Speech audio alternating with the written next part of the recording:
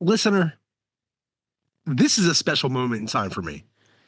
As you all know by now, I've expressed how much I love movies. I've expressed how much I love pop culture. Growing up on TV shows, growing up on movies. I was raised by TV, in the words of the cable guy. So today is a very special treat because embedded in the cosmosis that is the entertainment realm of life, this guest played a character that is timeless. If you're around 40, little older, little younger, then you're familiar with the phrase, no soup for you. Need I say more? It's the man, your favorite dealer from Austin Powers.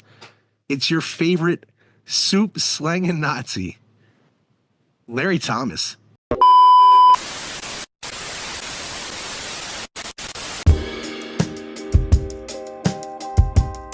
You know it's about that time to grab a bag of the stickiest itchy bond you can find and pearl one up.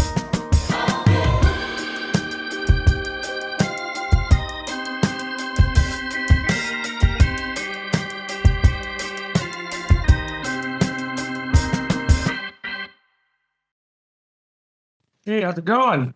Just hanging out. I'm not doing nothing. It's a Saturday, man. It's a lounge day for us. So Yeah. said you were on a jog, eh? Yeah, I get out a little late every day because invariably Saturday, Sunday, any day, someone's always contacting me in the morning to get something out of me. Like right now, it's a lady in Canada that wants me to do a charity event, but she wants to find airline prices that don't really exist.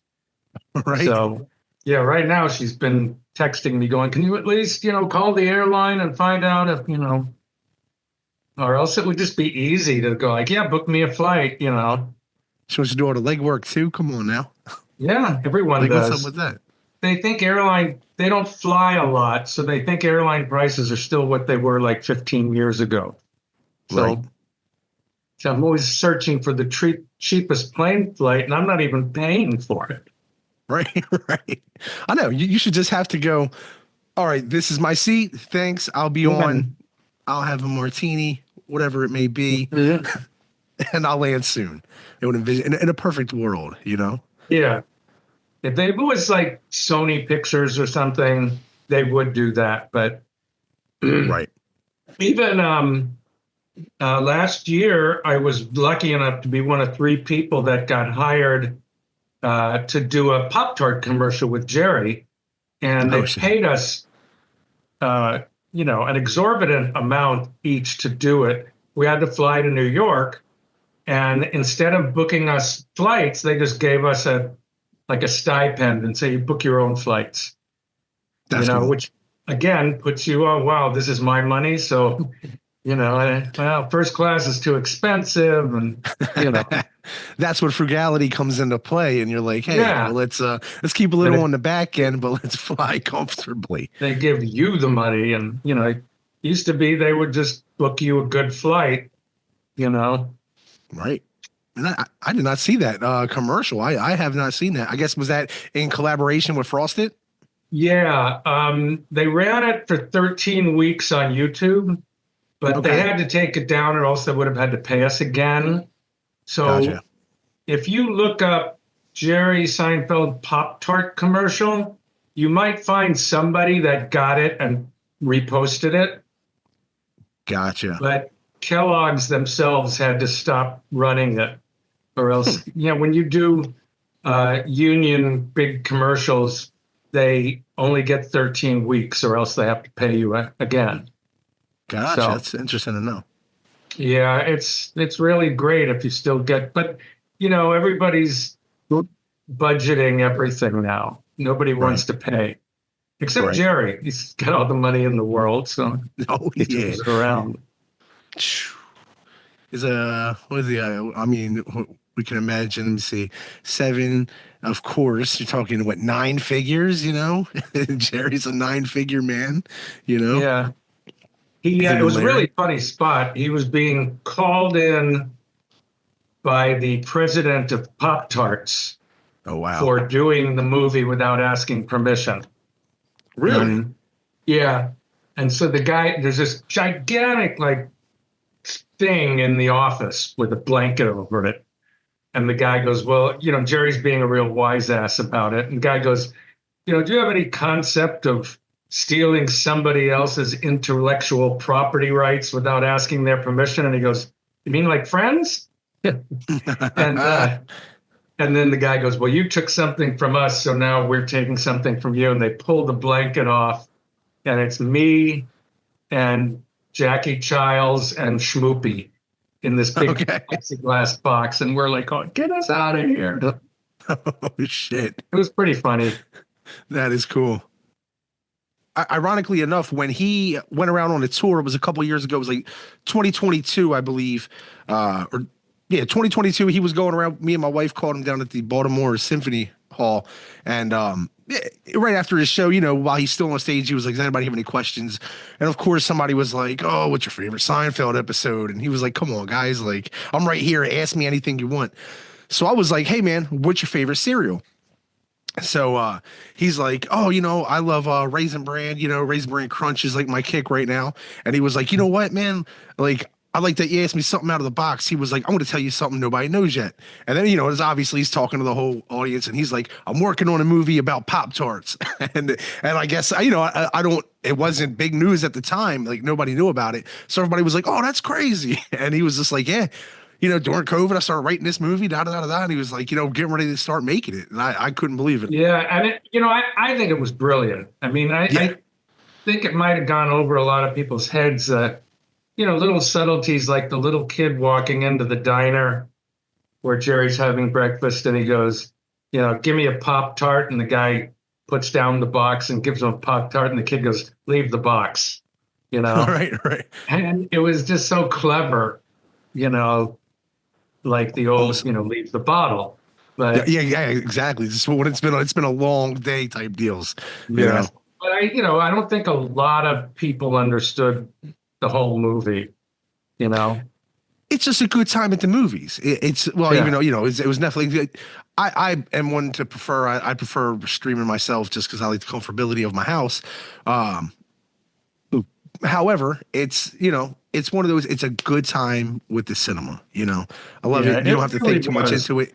It's a bunch of good laughs. I watched good characters. it twice just because I thought it was funny. Absolutely.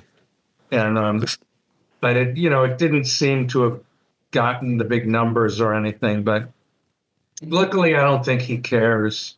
No. I mean, if you take everything else away, money wise, and you just look at comedians in cars getting coffee, the overhead is low, the payoff is high. You know what I mean? It's a great show. It's another show about nothing, but it's also one of those shows. People have a takeaway where they see that other side of the comedian, and they see kind of like the inside of what people are really talking about when they're not working. You know what I mean? Everybody wants that inside sight. And they're he and his guests are always funny. You know what I find most interesting to myself about that show is his explanation of the car. Right. He picked he picked up Larry David in the 1952 Volkswagen Bug. All right. I saw it and went, oh my God, I had two Carmen Gias with that same motor. Okay. And I love the way he knows every detail about the car. Absolutely. And he goes through it, and it's like so interesting to hear this car talk. What comes to mind for me is when he had Eddie Murphy on, and he was like, run on all cylinders at all times. You know what I mean? And it was just, I forget what car. I remember it was red. It was like a Ferrari or something. But it was just, leading up to it, man, very descriptive. And it puts you in that mood. And it's almost when people look like they're dogs in a way. and and it's like the comparison is real, you know. Well, he definitely picks the car for the person. I mean, Right. picking a 52 Volkswagen Bug for Larry David was perfect. You know, Oh that's yeah. Larry David, you know. He even said, you know, oh, I love these cars. I had one when I was, you know, but it's typical. But yeah, Eddie Murphy definitely have like some amazing sports car or something because, Yeah. yeah, you know, he'd appreciate it. They say he might be doing stand up again. I heard I guess I don't know if it's a rumor or whatever, but I had heard that I guess he's gearing up to at least do something. Eddie, Yeah. yeah, everyone would love to see him, you know. I mean, That would sell out everywhere, I believe. You a fan of comedy? Like a huge comedy fan, or you more into drama? Or I love good drama, you know. I mean, a right, movie that can make you cry or make you think or, you know, touch you in some way is really important because I love movies. right, But I love comedy because when it's done right, no matter how many years you've been watching comedy, when it's done right, it always amazes you. Like, oh yeah, you know, that perfect. So I right. have a particular appreciation for comedy, but I really like all, you know, I love drama as well. You know, good dramatic movies are great. Watch anything good lately? Mm, trying to think, we watch like a movie almost every night, you Nice, know, on the nice. streaming channels. We just, you know, because they keep pumping out movies that look good, Right. and um, we watched something funny last night that Stuber on Hulu, I think. Oh, You it's got know, but Dave Bautista. He's in that, right? yeah, and Yeah, you know, he's this I like cop that. obsessed with finding this criminal, and he ends up, you know, getting the Uber and bringing him in Yeah, on the case, and it was funny. They did yeah. a lot of good, funny things, and you know what I appreciate a lot, although it's not necessary, but I appreciate comedy that can like only happen with a certain modern technology, Okay, you know, like the Uber driver. You know, right. although you could have done a cab driver years ago, it's funnier with Uber because they're obsessed with the 5 stars and people are rating each other and all that. But it's like, did you ever see the movie Cellular with Chris Evans? I think it was like his first No, starring role. no, It I can't was say that I have. it was back in like the early 2000s. He was just some beach dude, you know, and Kim Basinger was kidnapped, Okay. and they broke the phone, but she was able to touch the wires together and somehow call the phone on the Santa Monica Pier. And she convinced him that she was really in trouble. And he borrowed a cell phone, and they kept talking, and you know, the quest to rescue her, you know, he kept having to find a phone charger and a different cell phone. And, you know, it was really interesting, and the ending, which is great, could only happen with the cell phone. It's that they gear everything towards this can only happen with the cell phone. And you got to appreciate that because it's like, you know, this whole storyline couldn't have taken place any other time but in the cell phone era, you Right. know? So I always appreciate when they do that, when they realize there's a certain technology that can work for an adventure film or a comedy or something. So if you ever get a chance, see if that's streaming somewhere, look it up, Man, the Cellular. cellular. It's Definitely. worth a sit. It's a really good action adventure. You know, when you say like situational things with technology, um, this is definitely not in the same ballpark, but to me, it's one and the same. Got a lot of bad reviews though. The new Chucky movie from a couple years ago, they redid him. Instead of it being voodoo, he was like an AI doll that had turned crazy, and you know what you're saying reminds me of that because it's one of those things where with AI, the technology, that actually is scarier to me than the voodoo, because I don't think it's coming back to life or coming to life with voodoo. But you tell me there's some AI $1 million animatronics, in there, and it is trying to kill you. That's a little bit more scary in today's world. Because it's like that could happen. Absolutely, and it's but only in, like you're saying, only in this era could it happen. Back in the back in the 70s, 60s, that's so far out. That's so that's so it'd have to be extremely futuristic. Yes, where they have flying cars and are getting out in like silver suits. We're in that time when it's creepier almost because it's possible. Absolutely. I play solitaire on my phone almost every time, like I'm sitting and have to wait for something, and they throw in these little ads. And last time I was doing it, there's now an ad for an AI app that takes old photographs of like your dead grandfather or something and animates it and brings it to life. And I'm thinking, oh, that could be really creepy in so many ways. Yeah. I mean, I'm sure a lot of people like see it and go, oh, I've got this old photo of my dad, when he was alive, and I want to see what it would be like. But, people's minds are kind of fragile. And you can see people getting, freaked out by something like that. That's true.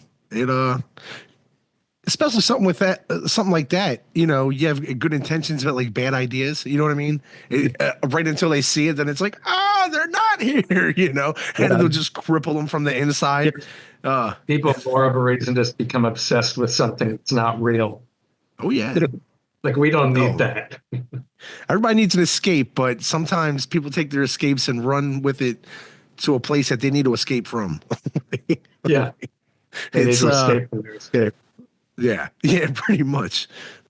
It's an interesting subject. But, getting back to Seinfeld, the funniest thing about the popularity of Seinfeld year by year is, the 90s weren't that long ago, but most of the episodes of Seinfeld, if they had cell phones or computers, absolutely. A lot of shit couldn't happen. Yep. The garage parking lot. Just take a picture of where you're at. Click your car and the beeper goes up, the alarm goes off. But so I meet young people who are now just as obsessed with Seinfeld as we were when it was on the air. And I say that, I said, doesn't it bother you that you're watching an episode and if they had your cell phone, they could find each other in the movie or on the freeway or whatever. So yeah, a lot of people say, I guess, it couldn't fly in today's culture. You know what I mean? They couldn't get away with half of the things that they do now. And it's like, okay, but it's such a great show. If they were to reboot it, like the Soup Nazi, what do you think his name would be? Would it just be, would it call him like, oh, he's like the dictator? You know what I mean? Well, right behind you on that Funko Pop, they chickened out and called it Yev Kassem. Yeah. About that was 2021. So 2014, Funko came out with a Seinfeld vinyl idols that were about that tall. And the one of me said Soup Nazi. Like in 2014, they weren't afraid to call it Soup Nazi. But in 2021, they were definitely afraid to call that one, So whenever I signed it, I put Soup Nazi above the Yev Kassem. So it's awesome. It's like, come on. I've seen those, and I never actually made that correlation. That's an awesome tidbit right there, because I've seen it. There's you, there's Frank Costanza, there's Putty, and then and there's Newman, Yeah. I think it was just the four, right? I believe. Well, or they had the Jerry series regulars too. Okay, see, I didn't know there was I forget what the whole thing was. I remember I once saw the whole setup at the New York Toy Convention where they introduced all the new toys for the year.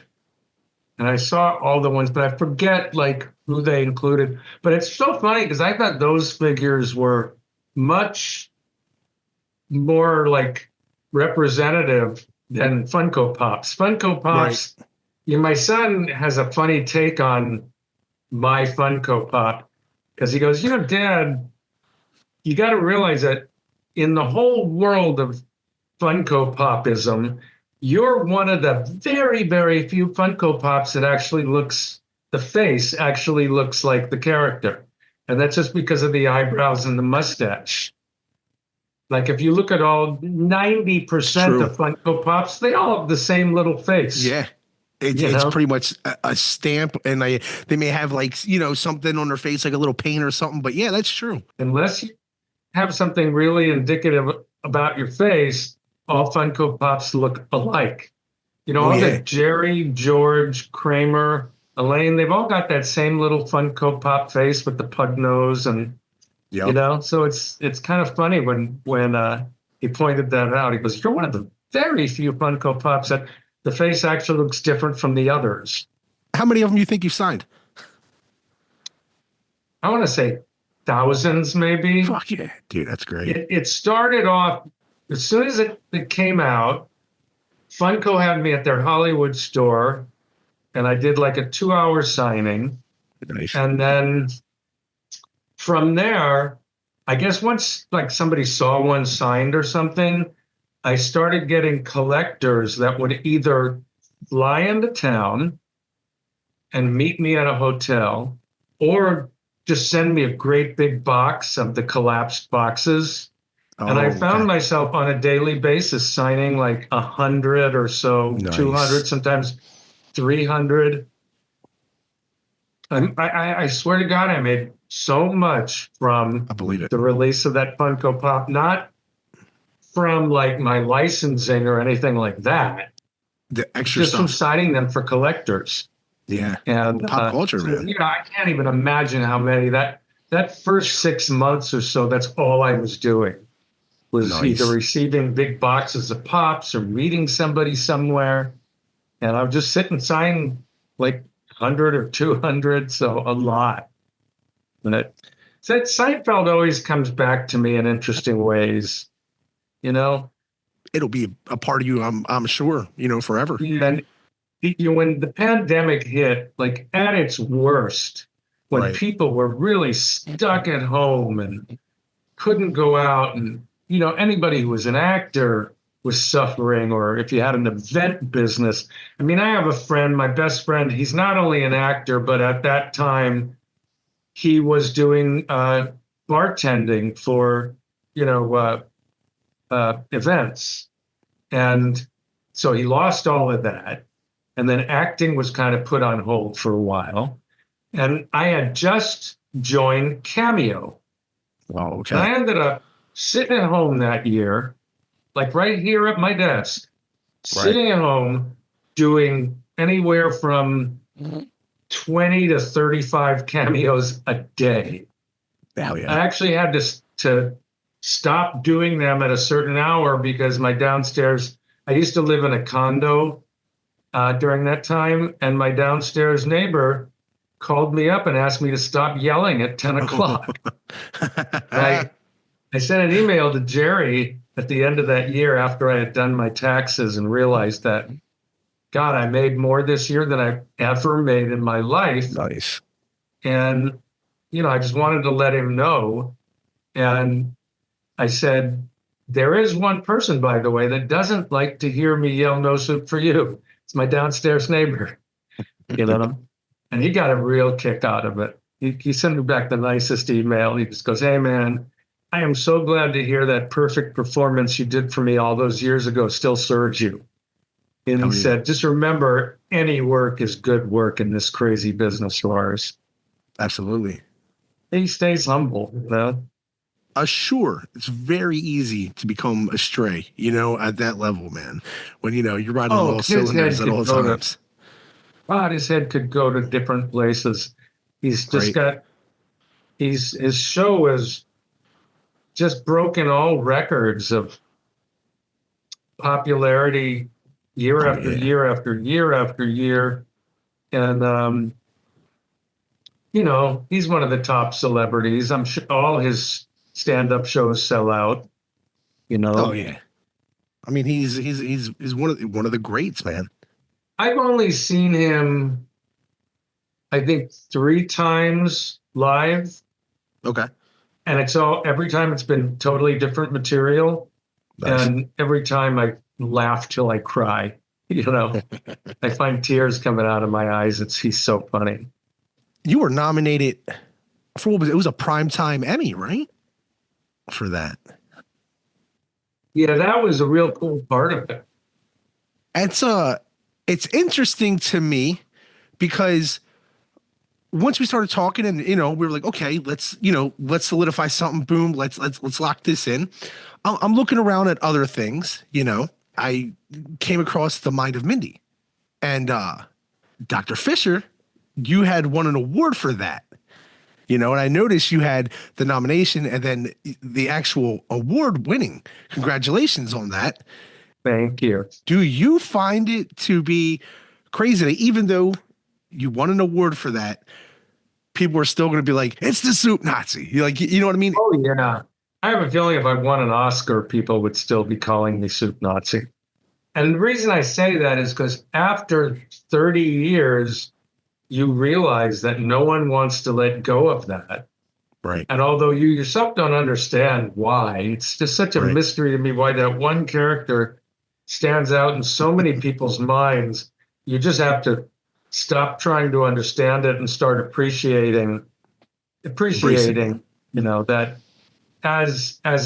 for an acting career, it's one of those things that make you go, okay, it was okay that I did this, I didn't do it for nothing and I didn't fail completely, the little things you get. And I guess that's where acting awards come in. So I've talked to a lot of people that have nothing to do with the acting profession or the entertainment business. And they wonder, why do you guys need to get awards? You get all that money, and then an Oscar on top of it. And it's like, the money alone doesn't make an actor think that, he shouldn't have chosen something else that he could have made money at. It's like, you question, like, should I have done this? You want to be appreciated for the craft that you're putting in.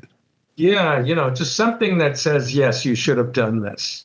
Absolutely. And that's what those awards tell you, is just like, yeah, I should have done this. So yeah, I really appreciate it. The Emmy thing was such a fluke because, people don't know this, but you can only get an Emmy nomination if somebody submits you, and there's like $100 fee. But you could be on the, starring in the biggest sitcom on TV, and you won't get a nomination unless the production submits you. Oh, wow.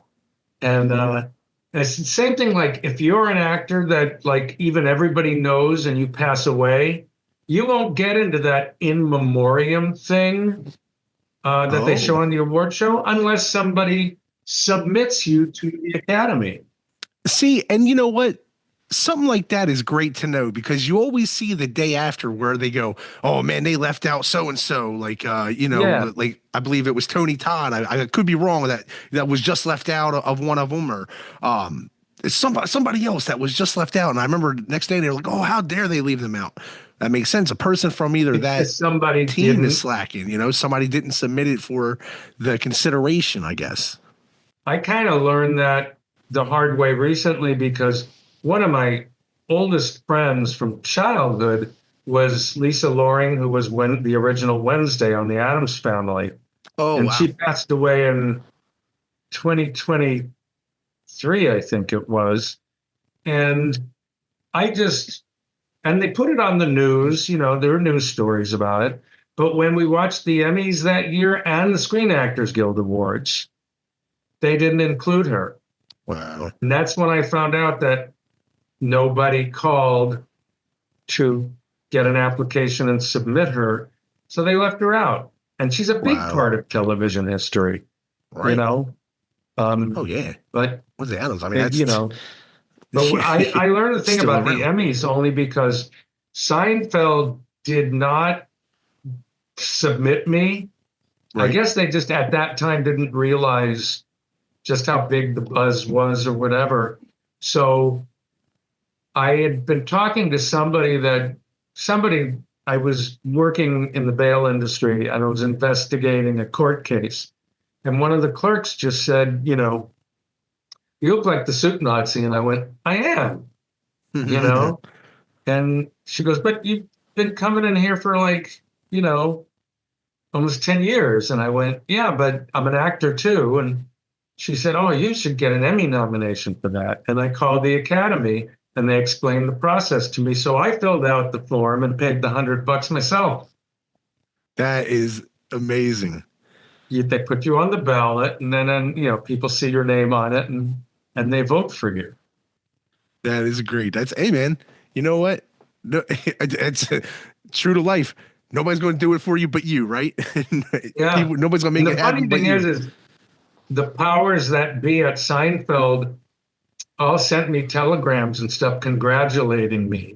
And on all the ads for NBC and stuff where they single out how many nominations Seinfeld got that year, they listed me. You know, Nice. you know, God, they like to say like this show got 11 nominations or whatever. Right. But they themselves didn't think of it, you know, and they just took it for granted that I submitted myself and they got an extra nomination. Made them look good. But they were very nice. The guest actor awards get given away at the technical award night, which is a different night. But they did send us a stretch limo, the Nice. Seinfeld production office. So Very that cool. was a nice gesture of theirs. Did you ever keep any props from your time on set? I wish I would have, but you know, it's funny the way things go out there because I had a guy once tell me he bought my soup ladle from the show, you know, from somebody. And he sent it to me to sign, and it wasn't the one I used. It just wasn't. He, you know, poor guy got ripped off. But Oh man. and then the funny thing was, my childhood best friend Scott worked as a costumer all through the years, and he ended his career working for Warner Brothers Costume Archives. And one day he calls me and he goes, hey, Larry, you know what my job is today? And I said, what? And he goes, I have to find your chef's coat for an exhibit on Seinfeld at the Smithsonian. Oh man. And I almost hit the floor, except the funny thing was he couldn't find it. No. Did they find anything? The only thing he could find that was labeled was an apron. Okay. I didn't want that, but he couldn't find the chef's coat, you know. I mean, they probably just after the episode was done filming, they probably just set it back, you know, wherever they got it from. Right. But I didn't think of taking a prop or anything because I think I had only done one network television show about 15 years before Seinfeld. Oh, wow. And between that 15 years, I didn't do any kind of a network show. I just did a lot of beg, borrow, and steal theater. You know, I'd write plays, I produce them myself or direct them so I could be in them. But Right. a lot of years went by because I didn't understand quite how a person gets work in television if nobody sees you in anything and asks you to come and audition. So around the time of Seinfeld, I was getting really desperate, and my acting teacher threatened to kick me out of class unless I got a job. So Seinfeld was the result in this all-out blitz to try to get like one job on a TV show. And I ended up getting that show. But you know, it had been a really long time since I'd even been on the set of a real big sitcom. And so I was just really in awe of where I was and how big the show was. And, you know, so I would never have thought of like taking a souvenir with me, you know.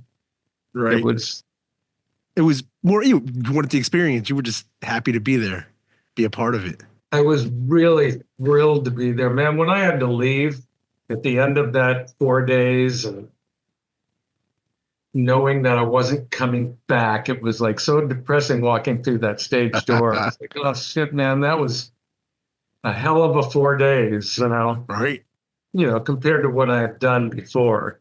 That's, I mean, and plus, I mean, I'm preaching to the choir here, but of course, Seinfeld was number one everywhere at that time. I mean, it was, you couldn't strike better gold. You know what I mean? Yeah. Anywhere. It was my favorite show too. Nice. What is the Soup Nazi? Is that your favorite episode? Not at all. No. I think my favorite episode is The Briss Okay. with Okay. Shaky the Moyle and the pig man in the hospital. I think all in all, that episode and all the performances in it and all the little sub storylines hits my sense of humor the best. Okay. Well, Charles Levin, the Moyle, was still with us. We used to communicate on Facebook. And I told him, I said, your performance is my favorite guest performance in the whole series. That whole thing about the wine glass falling off the table and, breaking on the carpet. I mean, it was genius. And he said it was all written. I asked him, I said, it sounds like you were ad-libbing. And he goes, no, that was what they wrote. But he delivered it in such a perfect way. And then that whole thing with George and the parking space at the hospital and then the pig man it was like the best of Kramer, the pig man thing. The parking space was the best of George, and then you had this Shaky the Moyle that interacted with Elaine and Jerry so perfectly, It was just prime Seinfeld to me. I think I'm partial to like the Marble Rye. That's a great one too. Or the backwards episode. Yeah. From the one in India. And, it's so funny because everybody has got to revere the contest. Right. Oh, yeah. But for a long time, I would say that's my favorite episode. Right. Until I started to realize that it was the number one episode on every poll, and I realized, well, wait a minute, let me look deeper, because I realized everybody was amazed with that episode, and it was brilliant. Oh, yeah. The master of my domain. Yeah. Just the fact that Larry David snuck that by the censors was amazing. Right. At that time. How do you feel about Curb? I love Curb. Did you like how it ended? Yeah, it was okay. In the last season or two, I wasn't so crazy about Larry David's relationship with JB Smoove because I didn't feel, and maybe I'm alone in this, but I didn't feel like their humor was in the same ballpark with each other. Okay. So it seemed like Larry was trying to fit into that humor. And Larry never tries to fit into anything. That's what's great about it, is his complete, reluctance to try to fit in at all. Right. And I thought he saw a certain kind of humor he liked and he was trying to fit into it. And J.B. Smoove didn't try to really fit into Larry's humor. He was just doing his own thing. Right. But I felt like he kind of had the upper hand somehow. And Larry wasn't as funny as Larry usually is because he looked like he was trying a little bit. And that's what's great about him is he never has to try.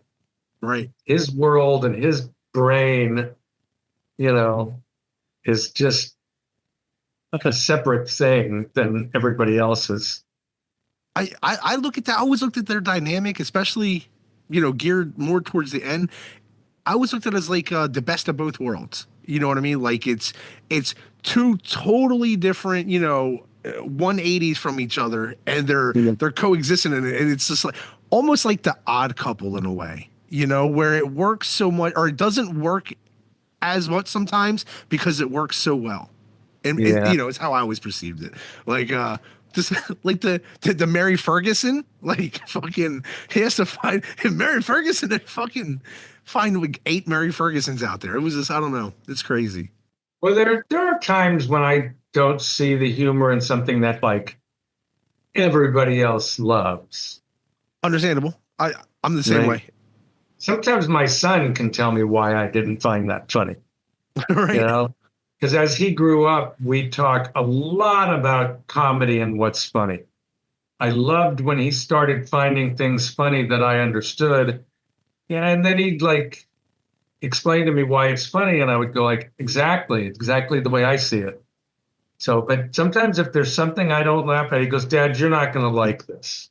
Like he knows I don't like to see comedy of destruction, houses start falling apart and, things start getting destroyed. And I'm going like, I don't want to see that. It hurts too much. But so he always goes like, well, Dad, you probably wouldn't find this particular thing funny.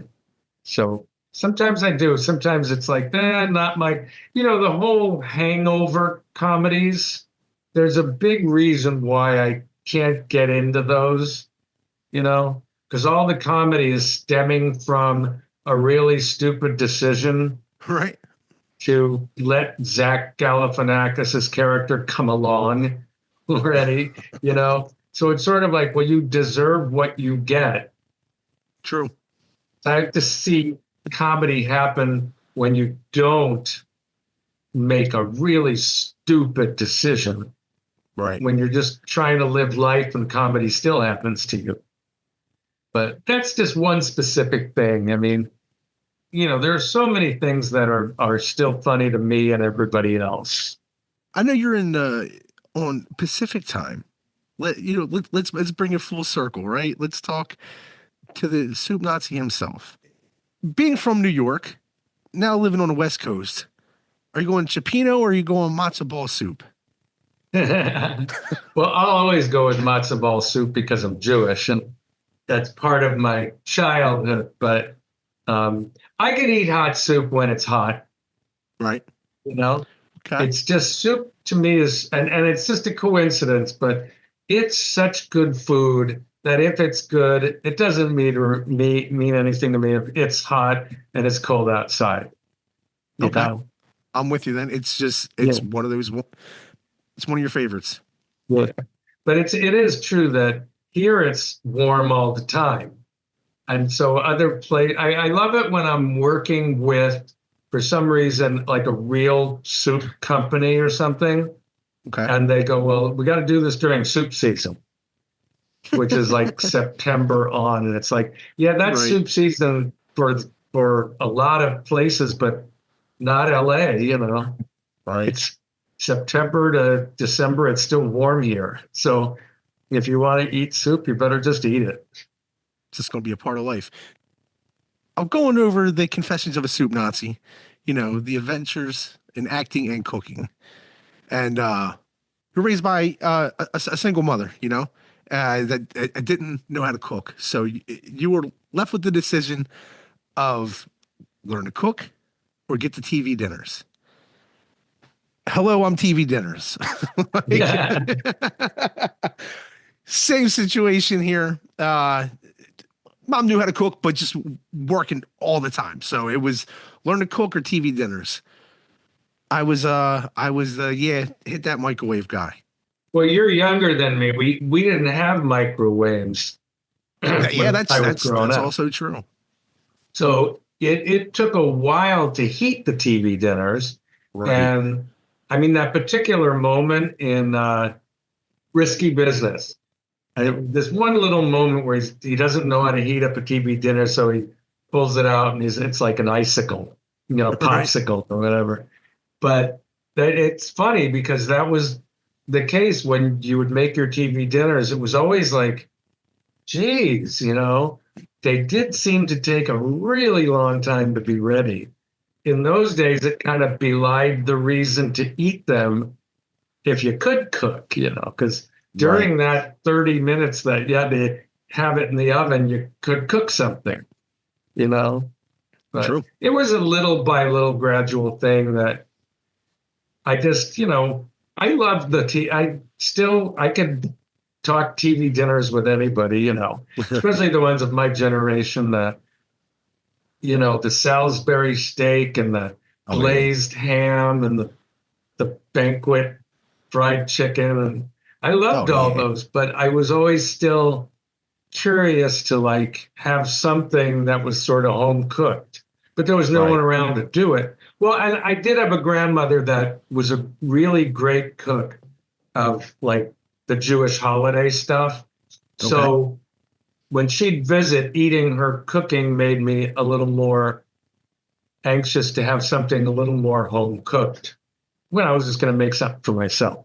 But yeah, that was kind of the thing is I was going like, well, I can make this and it's really simple. And so I started realizing there were really simple things you could throw together that you could make taste better by whatever seasonings you decide to put in or whatever. You know, I shouldn't talk right now. Last night, my girlfriend and I, who we love good food, she cooks, I cook, you know, but one of our staples is at least once a week, we microwave Trader Joe's Indian food. Okay. You know, Okay. the butter chicken and the tikka masala chicken, and have a Nice. piece of their frozen naan bread and their little samosas, and we love that meal. And it's all Nice. Trader Joe's. You know, You can't beat that. We have this. We've been having this pad thai chicken lately from this place called Nasi, and it's so good. It's so good. yeah, we have luckily. I moved into this house 2 years ago with my girlfriend, and we just like inherited a walking distance Thai place that has like the best Nice. either of us have had. You're super lucky when at the end of your street there's a really great Thai place. Oh yeah, you don't have to. You don't have to go far. Yeah. We live in college town, and Newark, man, University of Delaware. It's a huge college town, and right at the end of our street, we have to the left. There's Main Street, tons of bars, all kinds of stuff.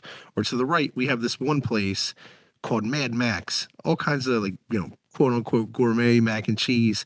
But they have these little Oh wow. buffalo chicken stuffed egg rolls that they slice in half. They call them walkabouts. Yeah, those are one of my guilty pleasures. They're good. Yeah. Any time of day. Oh, I it's just, can imagine how good that is right now. oh yeah. I love the whole buffalo chicken idea. You know? Yes. It's yeah. just You- one of the tasty. You a man of spice? Yeah. Oh yeah. Nice. I love, you know, buffalo wings. And one of the recipes, if you read the book, is a sandwich called the Firebird, which I developed with my ex-wife.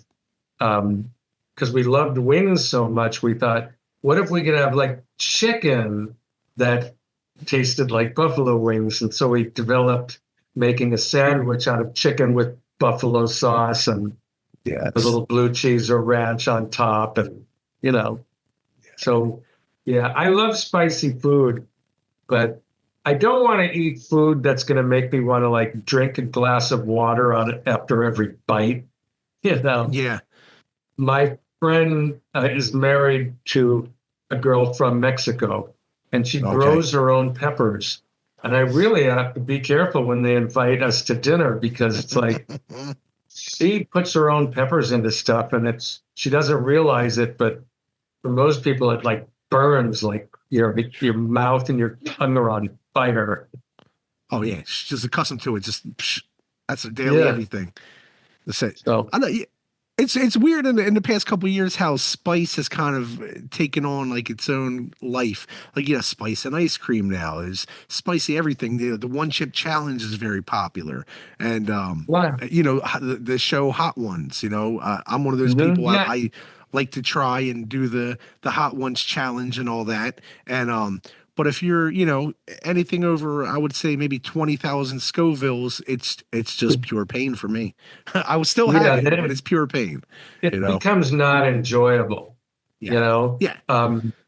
Like I like a lot of wasabi when I have sushi.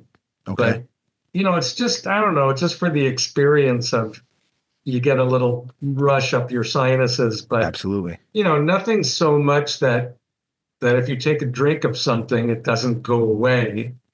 Right. You know, yeah, you know, I find that like if you go into a convenience store or something, you're much more likely to find flaming hot Cheetos by the cash register than regular Cheetos. All the new impulse buys, everything is new limited edition. Now they have those extra hot ones. Yeah.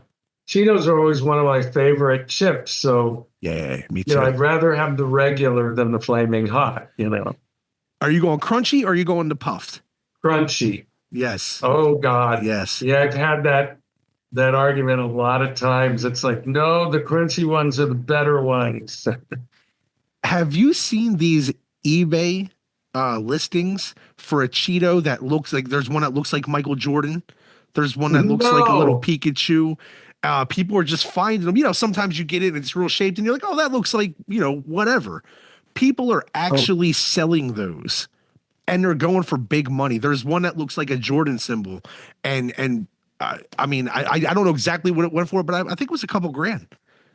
Oh my It's God. insane. Yeah, you have to look into that. It's crazy.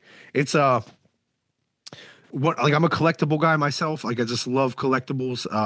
That I find to be not so much a collectible as like a rarity, I suppose, but it's just you have to have a lot of money to buy that, I think. Oh yeah.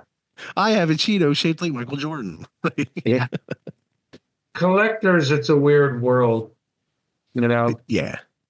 my son's kind of an artist Okay. and he loves painting, you know, little figures, you know, Okay. because it's a big gamer too. But he doesn't Nice. understand why people would pay a lot of money for them. Right. You know, he's always going like, Dad, I don't get why people would want to pay big money for these little things that like are my hobby, you know. But he does, like, he knows that I like the old Universal horror figures. Oh, okay. And he made these for me one year for my birthday. Like, this one's Dracula. Oh, wow. And so he makes things like this, but he doesn't understand why people would buy them. Man, it's the craft going into it, man. People Yeah. love it. I guess any artist has trouble believing why people want to buy their work. You know, Yeah. it's just like, well, this was The just self-deprecating fun for artist. me. It was an expression of, you know, something inside, but I don't know why people want to pay for it. Does he have does that have like an Etsy or something or? No, I don't think he sells his stuff. Okay. He works as a web page designer, but he does this as a hobby, and I don't think he's selling them out there. Gotcha. I've mentioned it, and I think he just feels that, you know, why would something that I have fun doing be something anyone would want to buy? But Gotcha. he may grow into it. Sometimes it took about a year of people emailing me constantly, telling me I should get into cameos before, you know, I finally went, well, let me check that out. But it took like a year. Wow. You know, I kept saying, Big yeah, that seems so weird, you know, doing little videos and sending them to people. And then, you know, I have one I have to get done today, you know, because it's a 24-hour one for Mother's Day. But I probably get like one or two a week. Okay. You know, it's died way down, thank God, from having to do 20 or 30 a day, because that was just a full-time job. Absolutely. But wasn't going anywhere. So, You know what's awesome about that is that you had said, you know, in 2020, you know, obviously the pandemic was running rampant, like Hulkamania at that time, you know. It was a dark time for a lot of people, man. So, you know, aside from, I mean, trust me, I'm with you on it. You know, monetary gain is monetary gain for something that you do and you put your effort into and your craft in. But on the other side of that as well, man, that's a huge thing that in a lot of people's darkest times, man, to be able to deliver them some positivity, some light, a laugh, a smile, something that makes them feel good inside. You know, I can only imagine that's fulfilling in itself as well. yeah, well, it really was, because when I first started to, now, like I said, you get a little burnt out on, because you know that you can do the same thing with every one of them, and it'll probably be fine with most people. And what that is for me is the whole scenario where you've done something wrong online and the soup Nazi unloads on you with no soup for you, come back 1 year next. You're pushing your luck, little man, bread through, and for most people, that's all they want to hear anyway. Sometimes you wish, you go like, oh God, I want to come up with something more clever than that. Right. So it becomes a little bit of a trial to go like, oh God, I can't think of anything. But that's all they want anyway. So they want to experience it. They want the experience. For them, they want the experience, which is crazy to me.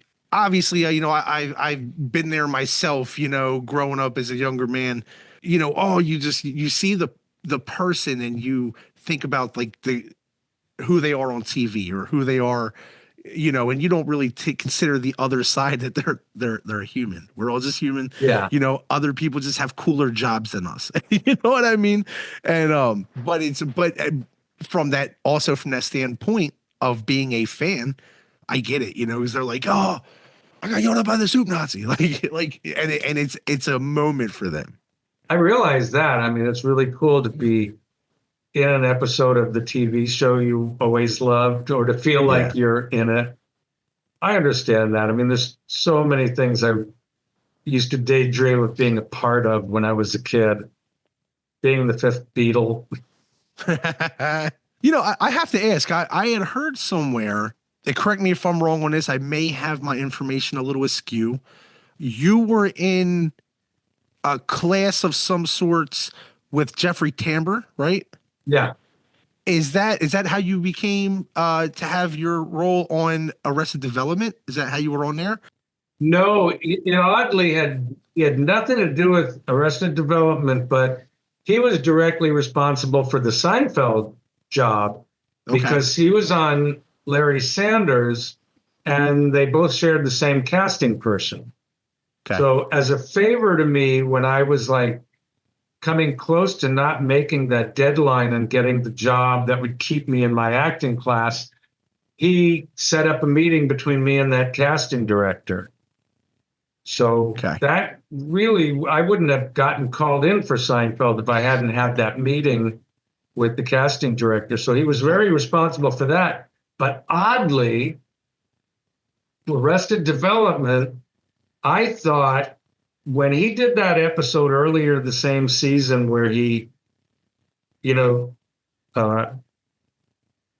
sees a picture of himself with Saddam Hussein, and he says, I thought that was the soup Nazi from Seinfeld. I told him I loved his work, I thought for sure, like, oh, that's really cool. That might get me on an episode of Arrested Development. And then way down by the end of the season, they were doing that episode where they had the 4 Saddam lookalikes in the house, and they called my manager and they wanted me to audition for it. Okay. And I probably would have done it, but I said, well, could you call them back and remind them that a few episodes back, Jeffrey's character said, I thought it was this soup Nazi from Seinfeld. So they've already established on their own show that I'm mistaken for Saddam Hussein. So why don't they at least just offer it to me?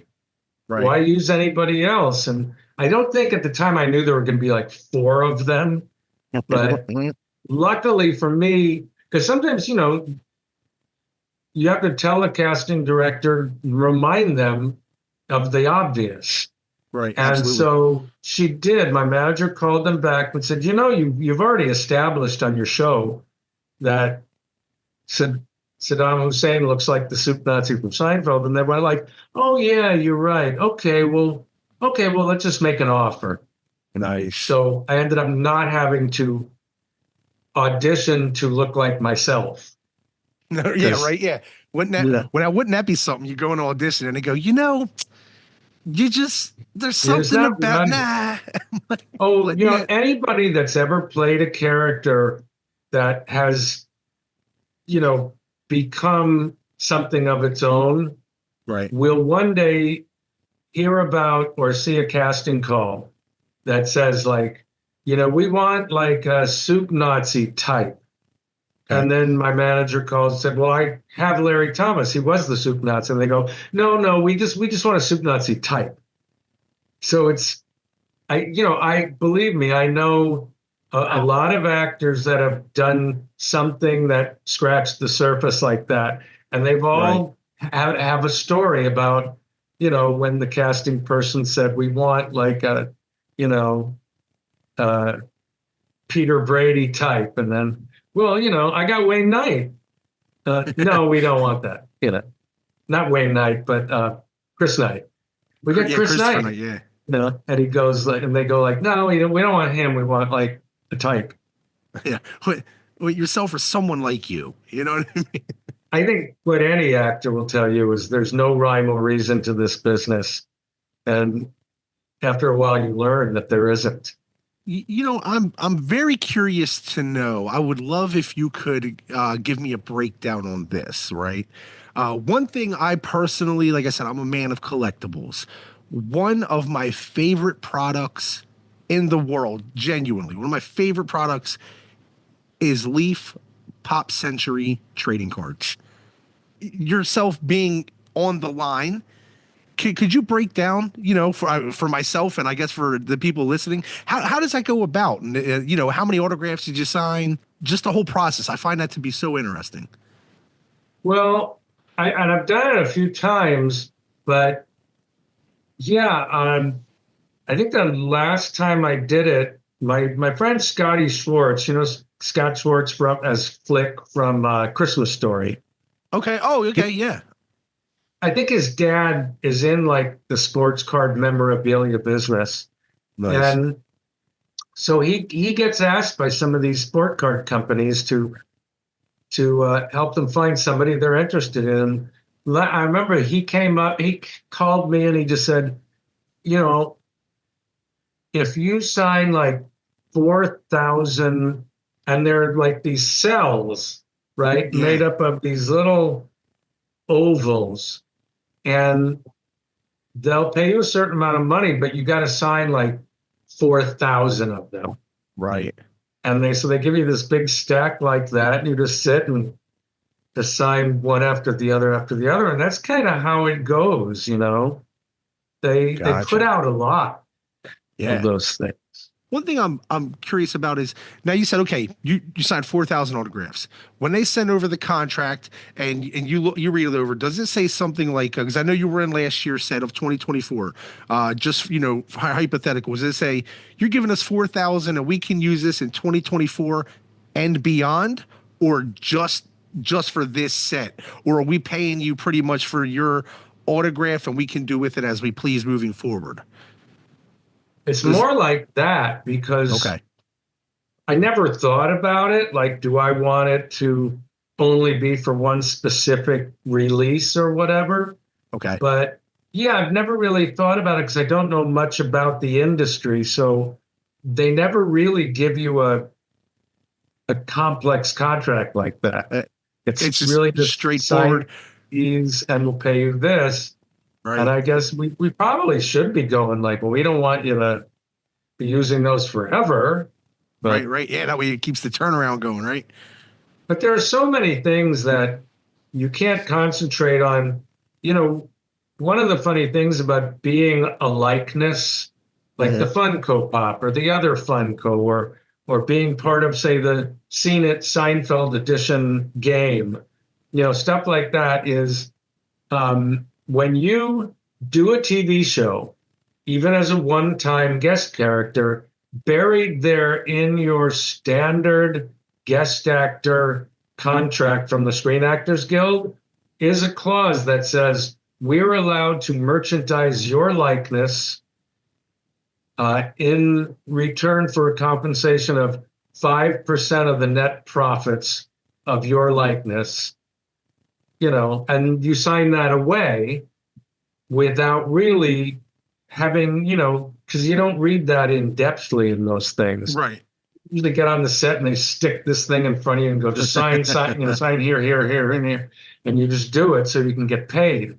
But when they started merchandising stuff, T-shirts and stuff with my likeness on it, I called Warner Brothers merchandising department to find out more about it. And that's when they said, oh, you signed that away.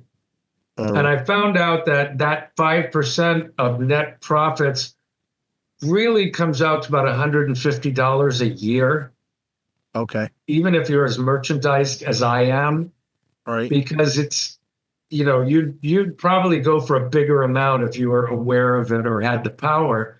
So I work with a guy that does, private merchandising with actors. He brings you in, you sign a lot of pictures and whatever, and he pays you. And he was telling me he worked with Jaleel White. And he said when Jaleel White did Urkel, even though at the beginning it was just a one episode character, either he or his management had the foresight to negotiate on that one clause. And he actually negotiated a larger percentage. And so he's the one guy that when, they do an Urkel action figure or something, he gets more than just about anybody else. Wow. Because no one really planned on it. That's probably one of those things where they go, yeah, it's such a long shot that, sure, just like with that movie Sinners right now, they said in 25 years, he can have all the rights to the movie. And now it's blowing up. It's blowing up like it's the number one movie everywhere right now. And they're saying it's going to just generate income, generational wealth for him for the rest of his family's lives. Wow, that's great when that happens, Yeah. Hey, it was, I mean, I love, the Star Wars story that Alec Guinness, they didn't have enough, George Lucas didn't have enough money to really pay him to be in the original Star Wars, so he offered him like points. Oh man, went back and Alec Guinness liked the character, so he did it.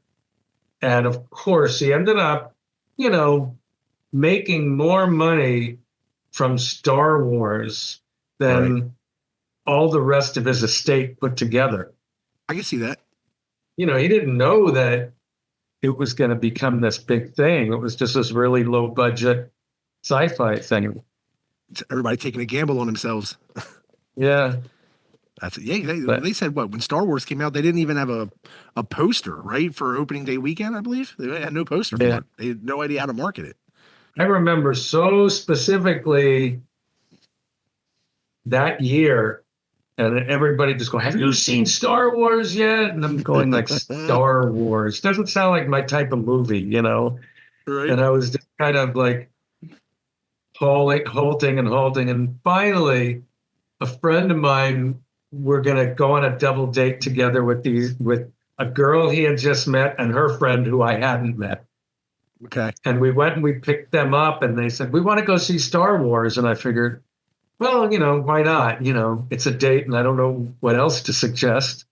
And that was the first time I saw it. And I came out of the theater going, wow, that was like really fun. I'm one of the very few people, I believe, who have never seen Star Wars. Never seen it? I could tell you, things about it that I've heard, and I'm almost 40 years of life, but to say I've actually sat down and watched it, I cannot actually say that. Oh, you should give it a watch. But I don't know if you'd be as impressed now with the first one as you would have been back then. Because back then it was kind of like really innovative with the things he was able to do, special effects wise. Now it wouldn't be that amazing. Just the scroll itself was like ahead of its time for that time.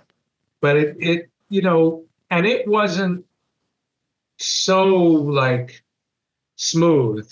It was a little bumpy, His script was a little bumpy, and the performances, other than like James Earl Jones and Alec Guinness, were a little raw, and it all came together in The Empire Strikes Back. I remember when I went to the movie theaters and saw that, I thought, oh, this is like far and away and heads and tails more professional looking than the first one. Right. And I could still see that if I rewatched. I rewatched them a couple of years ago, because they show them on the Disney network that I have. And Right. so I remember one night I just had nothing to do, and I decided to watch the first three because the ones from the 70s. Right. And it was really fun watching them, going, oh, yeah, the first one was a little rough, but Empire Strikes Back was just really slick. They had a script from Lawrence Kasdan, and it just was, much more professional looking. Do you collect anything? Not really. I mean, No. I have an interesting thing right here above my desk. I don't know if you'll be able to see it, but Okay. when my son was little in the 90s and used to always go to like whatever fast food place had the best toy that week. Right. But although he did like Burger King the best, but we went to Burger King one time and they were giving away, these Universal horror action figures. And I remember like that was the first fast food toy that I was really impressed with because I loved those movies. I grew up loving those movies and, Who's your favorite? it's hard to probably the Wolfman. When I was a little kid, I Okay. thought he was really cool. But Nice. I still think those movies really work as creepy horror movies. Yeah. And I just thought those action figures, they were kind of well done. They weren't cheap looking. And so after we got the whole set for my son, we'd go back and I wanted to get a set for myself. Nice. He was always so impressed with things that kind of knocked me out, as opposed Right. to what he liked. He knows I've always kept those up there. So that's why he painted those little ones that he did for me, because he That's knows I cool. like them.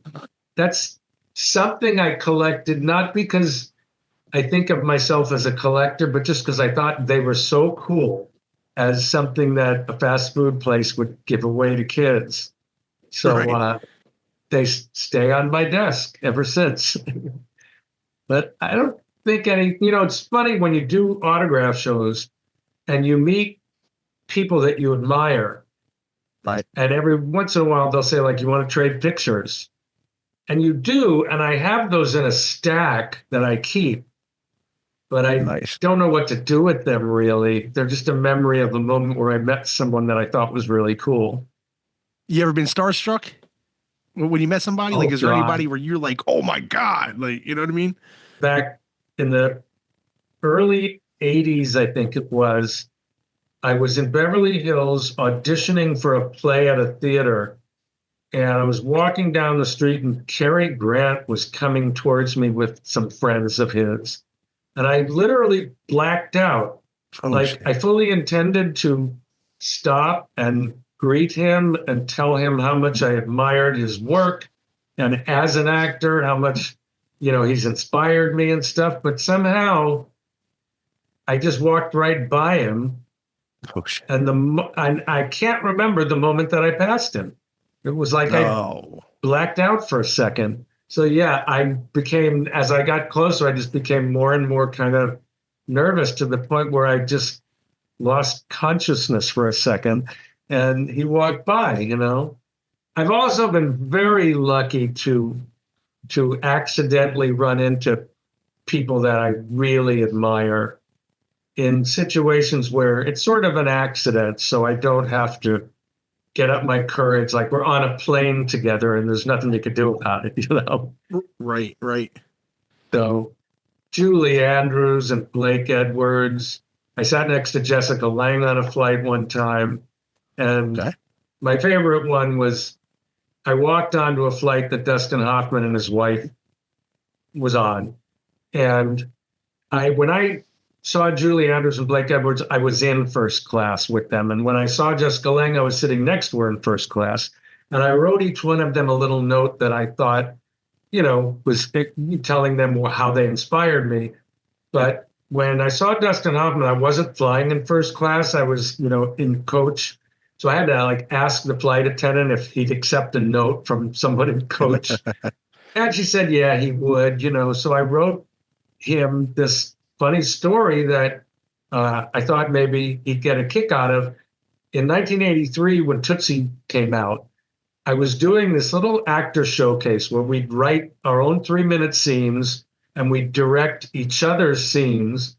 And then on the final night, we'd all kick in $10 and give the money to a casting person who would come and watch our scenes, as a showcase. And we were doing that. And then Tootsie came out, and I was so amazed with his performance in it and with the movie as a whole that I just kept going back to the movie theater every day, for about a week, maybe I could afford, it was taking a little bite out of what I had to spend, but I just, it was first order of business every day was figure out when you're going to go see Tootsie today.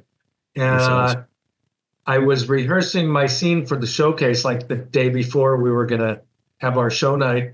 And the guy that was directing the scene I wrote that I was starring in, at one point he stopped and he goes, God, Larry, you're going to have to stop doing an imitation of Dustin Hoffman, And so I wrote that story for him, and I said, by the way, to this day, that's still my favorite direction I was ever given. Because if he noticed any Dustin Hoffman in my work, that was good. Right. So I sent the note to Dustin Hoffman, and then after the flight, the first class people got out first, and then we started to get off the plane, and I had to use the bathroom. And when I came out of the bathroom, he and his wife were like sitting right there looking for something in their luggage. And I just had to walk right by him, and it's really hard for me, but I kind of just well, thank you for accepting my note. And he looked at me and goes, oh, you wrote that note. That was very funny. I like that. And I just thought, oh my God, my idol just, So yeah, I get really starstruck. That's cool though. Human, we all have our things we like. That's really cool though. At least he appreciated it too. Some people we always hear some people are just like, oh yeah, cool, man, whatever. It's funny. I got my buddy Joe. We all, when we were just starting out in the industry, got invited to a theater in Beverly Hills where George C. Scott was doing like a preview of his one-man show of Darrow. And we got invited, and we went there. And at one point, we were all like, the back of the theater was on, the stage door was on the top of the stairs. And we were all standing around the bottom of the stairs waiting to be let in. And George C. Scott came out, I think to smoke a cigarette or something. And my friend Joe just goes, hey, Mr. Scott. He goes, yeah. And he goes, so what are you doing this for? Where are you going with this show after we get to see it? And he goes, oh, probably, I think our first, appointment is in Texas or something, And I'm going like, what are you doing?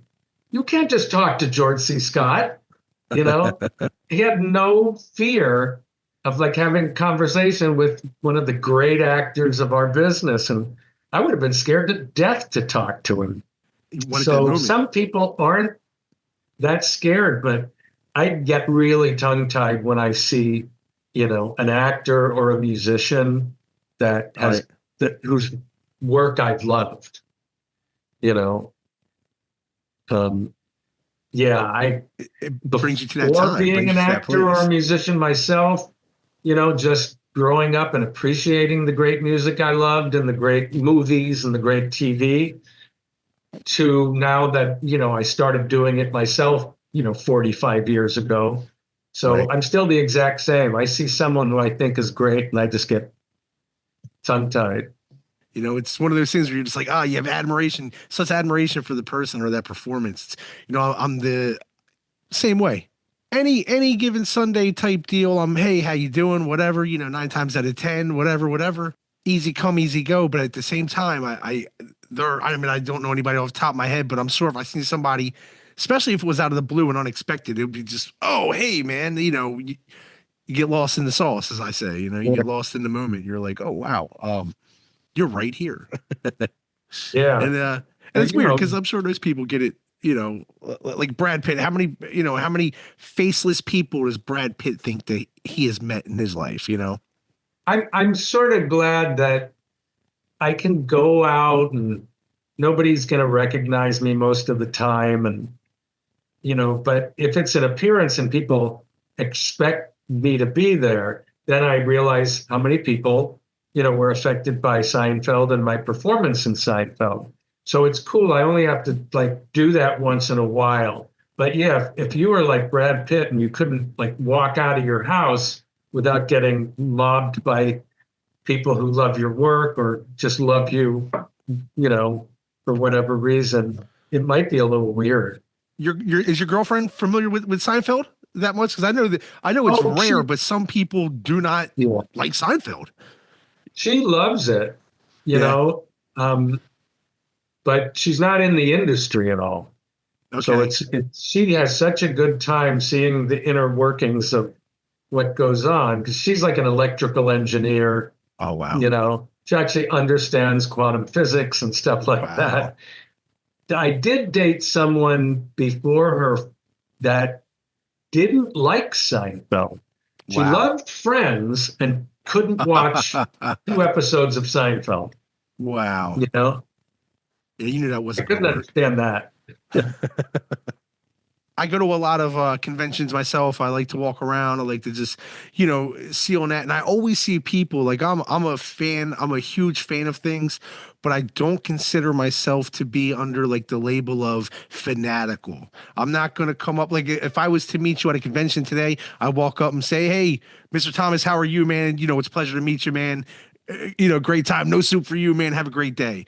And then I'm sure 2 people back from me, there's a guy coming up to you in a complete chef's apron, complete chef's, the whole get together, asking you why you're not moving to the left. You know what I mean? There's that fine line. Not to say there's anything wrong with that, but I always imagine what it's like to have some of these extraordinary interactions with people, Yeah, I've gotten, a few of those as a percentage of the total amount of Seinfeld fans I've met. But I consider myself lucky that people that love Seinfeld, they love comedy. And people that love comedy are not as obsessed with comedy as people who love sci-fi are obsessed with sci-fi. When you're a star from sci-fi, you probably meet people that are just from out of this world. Yeah, man. Well, nanu all day, Yeah. Captain Kirk status, the whole 9. That's like I know you see it, the people that walk around with the 900-pound backpacks trying to be Ghostbusters. To me, awesome aesthetics, but I'm just I couldn't do it all day. That hurts my back just looking at it. You know what I mean? But it's there's got to be a lot of admiration. I'm sure when you see that, you're like, oh, that's cool. They actually took the time out of their day, to do something to show me a little bit more of their admiration. That's got to be a good feeling. It is a good feeling. It really, it adds to that feeling, like I said before, that it's okay that you went into this business, that you did it worked for others other than yourself, and it's good that it worked for people. It didn't just make me a living, did something for people. You know what I find to be weird. I understand we just met and all, but I have to act as your entertainment consigliere for a second here. When you Google Larry Thomas, are you familiar that Google thinks that you are Larry Thomas from Guys and Dolls and The Music Man? Are you familiar with this on IMDb? What's going on with these trillion-dollar industries and their AI? You know that I have tried over and over again to get Google to merely, correct the thing that I was not born in 1951. I was born in 1956, and I don't want people in the industry to think I'm older than I am. Right. I keep sending them, emails and whatever, and they keep going, they even sent me an email telling me that I successfully owned the information about me. Oh wow. although they always refer to me in the third person. Like, I don't think they're getting the thought that it's me. That's me. That's, so I keep telling them I was born in 1956, and they keep saying I don't have the authority to give them that information. That So I've given up. blows my And I mind. hate the fact that every once in a while people go like, "Are you really like 74?" And I go, Right? "No." Were you into Music Man 2 days after you were born?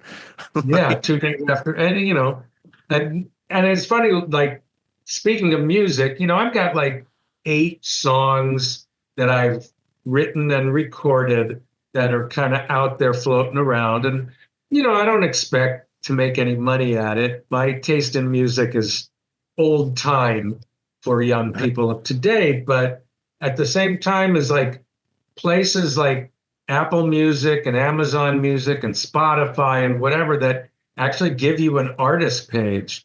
I had to fight so much to get all other Larry Thomases off my artist page. Oh, I had to try to make them recognize, I'm the Larry Thomas that just did these 8 songs.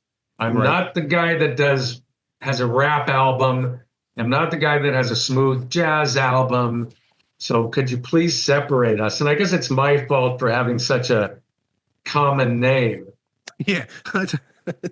He said that's my fault now. That is an issue. And then another thing about Google and Wikipedia is when you see something that's totally untrue and you try to get them to correct it, you've got no more power than anybody to have them believe you. They don't ever ask, could you just send me a picture of your driver's license so we know it's you? Can you confirm it too? Can you verify? They don't get to the point where I keep saying, I am Larry Thomas. I'm not that old. Because I would assume, especially on, I know it's a different platform altogether, but, just like on the Meta, you can get, Facebook can get the verified, you can get the blue check mark now. You can, you can do all these things. And it amazes me how they're kind of not behind the times, but they're just that, behind the times, Google really is. I mean, the fact that they've got a guy going, you have my birth year as 5 years before my birth year, and they pay no attention to you and even tell you're not qualified to correct this information. My mind. That's insane. Yes, that is an issue, and Google is the worst. They are the worst. That's fucked up, man. That's fucked up, to be honest with you. I don't know where they got that information. Is that what's on the wiki page? Or is the wiki page correct? Google my name. Google has its like own AI quick explanation of who you are. Right. And they give you your birth year and your age. And mine is 5 years older than I actually am. Wow. So obviously they didn't do any research to look me up. There's a lot of sites that have my actual birth date. Google, you need to get on the ball. If anybody's listening out there, you need to get on the ball, Google. That's bullshit. Gotta get on the ball and let a guy correct his own birth date. Yeah, like that's got to be so nerve-wracking, but such a it's a real stupid laugh with yourself. You know what I mean? How am I not authorized to make a call about my own life? Yeah, and then you start going, well, if you're never going to correct that, when I actually am 71, you'll think I'm 76. So let's say I make it to 80, you're going to think I'm 86. And one of these days, let's say I make it to 94 years old, you're going to congratulate me for being 100. Right? Oldest person living on Google. At some point. One can only hope. Yeah, you think they'd want to be accurate.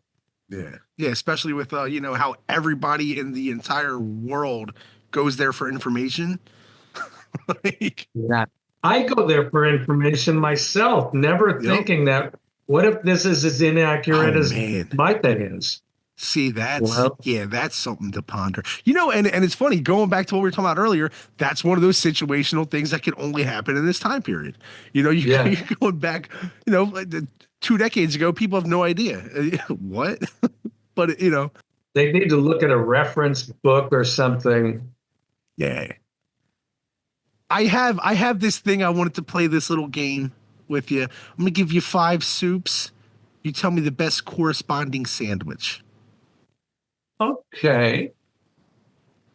I'm going to start with a traditional chicken noodle first. Chicken noodle and a sandwich. Well, I think of chicken noodle, I think of deli food. So I would say like a deli sandwich, like a corned beef or pastrami would, go with a bowl of chicken noodle. Okay. About some Italian wedding soup. I would definitely go with like an Italian sub, like, a meatball sandwich or a sausage and peppers, something Okay. like that with Italian wedding soup. Okay. What about a gazpacho? Tacos. Tacos. Okay. Nice. What about Larry Thomas's famous chili? Chili and a sandwich, probably a burger. Oh, okay. Yeah. I'd say a burger goes with chili. It's a nice hearty meal. And you have Kassem's mulligatawny. Mulligatawny. Well, that's Indian. Okay. And as far as Indian food goes, they don't so much have a sandwich, do they? But there's one of my favorite Indian delicacies is the samosa. Okay. So I would say a good samosa with mulligatawny, keeping that Indian tradition. I like it. I like those answers. Let's assume TV world is real life. One thing about your episode, if we talk about, behind the scenes, how like the sausage is made, or even a backstory, I guess it would be, right? We found our beloved Soup Nazi and Kramer to be friends. And in the beginning, Jerry says he's been talking about it for weeks, which led me to believe that either in that realm, the store had just opened up, or Kramer had just met. My question would be, what's the backstory? How did they actually become friends? And in today's world, or not today's world, but, until today's date, would they still be friends? I think the friendship between the Soup Nazi and Kramer was probably the one really funny, comedic Seinfeld concepts that I didn't think of. Like I was right about so many things because I knew the show so well when I thought of this character and how the characters would interact with him, but I didn't guess that one. And I thought it was such genius because that's Kramer. He's the opposite of just everything that makes sense. Right. So given that I like him, I would have to say that I would always be friends with him because the reason why such a strict, disciplined guy would like this crazy off the wall person, there's no way Kramer could have come off to me as being real disciplined and, whatever. So there must be something about his reckless abandon that my character likes. So I would say, yeah, we probably became friends because, he made me secretly laugh to myself, and probably would stay friends because I need a little bit of that chaos to have fun with in my strict world. And he's just crazy enough to follow my rules to the T. It doesn't take anything away from him. He can really kind of do anything. So, True. Yeah, I would think that that's why he and I are friends. Yeah, I can see that too. He goes along with everybody else. He accepts people how they are in a way where he's like, okay, cool. If that's how you are, he's just, he's just misunderstood. He's a genius at work. He respects people for what they are. And he understands people's quirks. Yeah. How would you, in any way, shape, or form, how would you define personal or business success? Interesting question. I don't feel qualified, to really be an expert on that.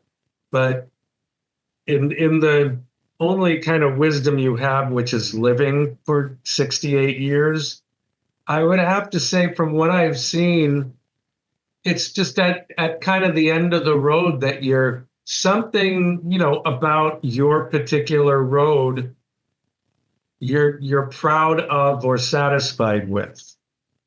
And it's really that you go like, you know what, I was really proud of that. That is something that whether I did it or somebody else did it, I would have to say that's cool. And, there's financial success, which it wasn't really important to me when I was really young, but the way the world works, you have to have some of it now. Right. You need a place to stay, to live, and things are really expensive. So somehow or other, you need to make a living. So that's part of it, but it's not all of it. I think that having been a success just means that you feel that you did something that was worth doing. Yeah, I like that. 'Cause it's true. Success lies within. It's all about how it's perceived. As far as I take it, how I see it as Yeah. well. It's all about how it's perceived. If you feel accomplished, then it's going to exuberate in everything that you do. Yeah. So yeah, I like that. you're like, you know what? There were a few things about what I did with my life that either helped somebody else or, at the time I did it, I was proud of the way it went, stuff like that. Larry, I'm going to get ready, get out of here, my friend. I know you have been super generous with your time. I'd like to thank you. It's been an awesome chat, man. Hopefully you had a good time. A lot of laughs, a lot of good talk. Cool. It was fun. Thanks for having me. Enjoy the rest of your weekend, my friend. Take it easy.